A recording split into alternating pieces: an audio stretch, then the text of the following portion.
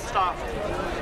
The first thing to say is we all know why we're here, okay?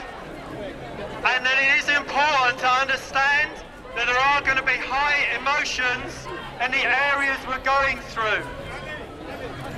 On Tuesday night, a group of us, based around the Turkish-Kurdish community and the anti-cuts alliances in Hackney and Haringey, met in Tottenham.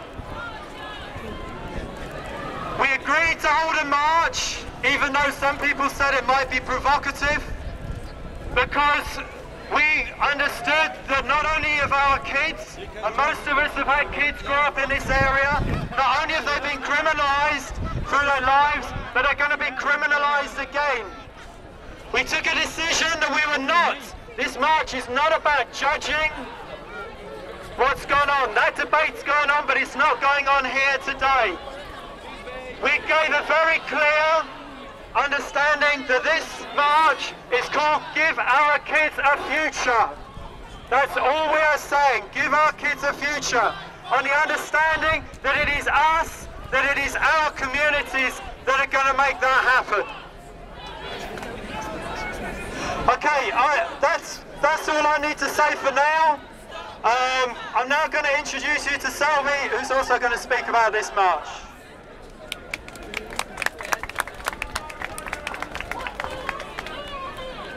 For those of you who don't know me, my name is Sylvie. I'm part of the North London Community Housing Demo, which are both Turkish and Kurdish community centres, one based in Hackney and one based in Tottenham.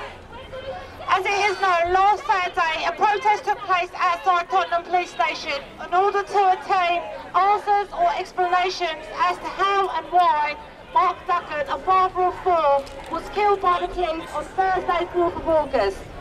The events were unleashed as a result of the police physically attacking a 16-year-old girl who, on behalf of the protesters, all of whom had demanded justice, entered the police station after waiting for around 4 or 5 hours outside the station to inquire an explanation regarding the killing. The events that had begun in Tottenham, which is an area in which a large number of migrant Kurdish and Turkish live, had very quickly spread to Enfield, Hackney, Edmonton, Islington and other regions in and outside of London. Such events represent the outburst of the oppressed people and in particular the youth against their social and economic conditions. The questions that we should all ask ourselves, what are the actual reasons for the outburst of the youth? The youth are one of the worst affected sections of the society from crisis in the world, and the cuts have taken as a result of the crisis. As a result of these cuts, 8 out of 10 youth services have been closed in Tottenham, and such cuts are not unique to Haringey.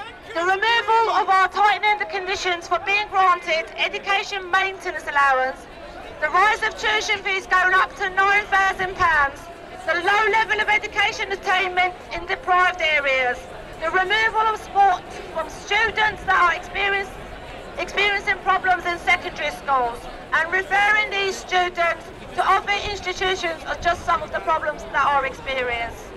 According to official figures, the number of unemployed youth is 1 million. Youth unemployment is deprived in areas like Haringey and Hackney is higher. As a result of the cuts, not only has there been an increase in the level of redundancies, but there has also been an increase in unemployment levels and poverty levels. The stop and search practice by the police is very high and in deprived areas and in areas where the migrants live. A black or ethnic youth is 10 times more likely to be stopped and searched than a white youth. An egocentric and consumerist lifestyle has thus far been imposed on the youth. At a time when poverty and unemployment have risen, the dream of educational achievement has vanished. The closure of the youth services where the youth socially and culturally do express themselves has occurred. A rise in the level of police oppression has taken place. The vision for a better future has eroded. Such outbursts do take place and they are social outbursts. Let's not forget that the Turkish and Kurdish youth are also part of the youth in this country, and therefore Turkish and Kurdish youth and their future are also at stake as a result of such crisis. Turkish and Kurdish labourers and traders are being pitted against the black people. the members of our community, all of whom have been forced to flee from their homeland for economic and political reasons, are being swayed to not to be alongside but against these waves of riots. We are witnessing the development of an instinctive tendency to protect their small shops, and at times attacking the youth. Surely the traders have the right to protect their shops, but such events should not be used to pit the Turkish and Kurdish community against the black community. Such events should not be used to strengthen the prejudice that the oppressed and migrant communities have against each other. We the people of Turkey and Kurdistan should be act in prudent way and not fall for the trap of pitting migrant communities against each other. Moreover, we should demand that those who have killed Mark Duggan are found and held to account while the completion of inquiry into his death. Long live fraternity!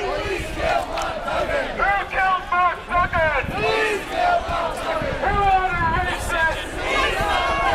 Who are the racists?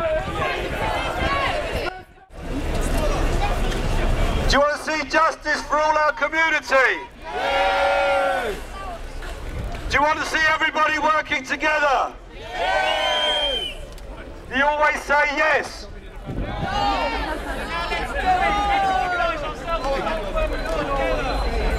Okay, now, thank you everybody for coming. It was a magnificent demonstration, a demonstration of strong feelings that we want improvements in our communities. We want people to have something to look forward to. We don't want division. We don't want our youth to be demonised. We don't want cuts to public services. So now, rather than have a load of speeches from organisations, we're inviting people who want to make a contribution to come up here, and everybody will get 2 minutes. I know everybody's stressed out and angry and suppressed and feeling the times, but you know what? It's as simple as putting love in your heart and just giving to your neighbour and sharing the goodness in it, yeah? So everybody just say one love. One love. Woo! Do that again, one love. Alright, and believe it and mean it, yeah? God loves you, blessings. Got enough lovely people, so I want everybody to join in. We all sing together, yeah? So we gotta say. One love, one heart, let's get together and feel alright. Everybody together, you know? Yeah. One children crying, little children crying. Let's get together and feel alright. One more time. One love, one heart. Let's get together and feel alright. My name is Leah, and I want to say that we just need opportunity.